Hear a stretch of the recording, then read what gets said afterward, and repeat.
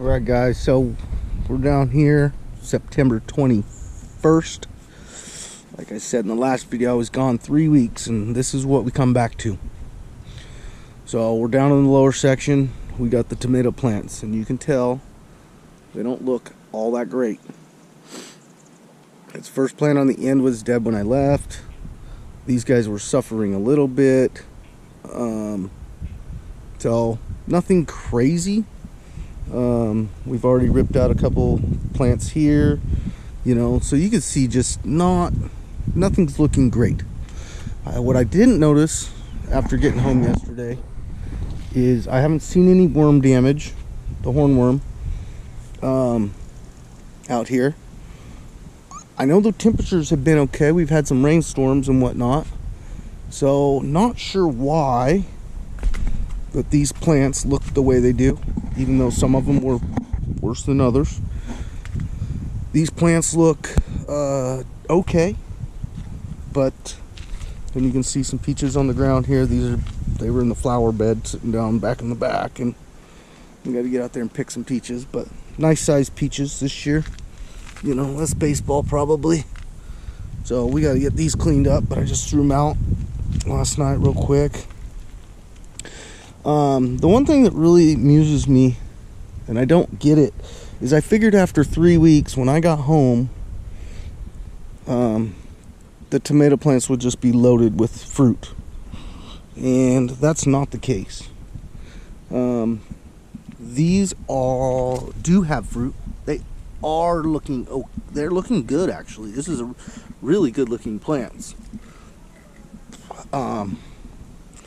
But down at the very end, those plants are dead, which they were already dying.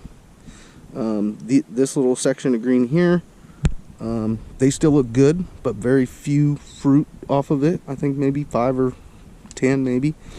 This plant here, this is Amish paste, which I thought was supposed to be a determinate, but no. Obviously, it likes something or something. So, but it is growing out here into the pathway. You know, and again, this is the interesting part. Now you can see dead sunflowers here, and I'll show you something really interesting in a minute. But this whole row has basically died, which is interesting to me. You know, we have row 1, row 2, and then row 3, and the sun goes directly through this section. So I'm not sure why, and there's 2 different varieties here, and all except for this first plant right here have died, which is, like I said, interesting. All this green's coming from the other side. I did find a watermelon laying on the ground here. It was up here.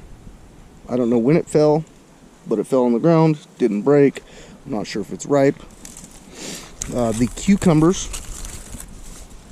I've had all kinds of issues with them. They do have aphids now at this point. They didn't when I left, but they are producing a tiny bit. I do have some more growing. So we'll swing back around. I want to show you something really funny. You guys, I used these sunflowers, right, as just a trellis system. This guy here, he fell over a little bit, but you know, they died. But you know what, if it keeps them from going down below, whatever. This is all my vining stuff. Well, here is a spaghetti squash, or at least what I label as spaghetti squash, and we picked 2. There's at least one on the table. I don't know if she ate the other one. I got home yesterday. There's a tomato that's no good. I came home yesterday and I look out here down into the lower area that I had cleared. As we scroll up, we've got spaghetti squash growing up out of the oak tree. It grew out into the oak tree and produced, and there you are. Like, we got spaghetti squash for decorations in oak trees. So it climbed up the sunflower plants and went that way.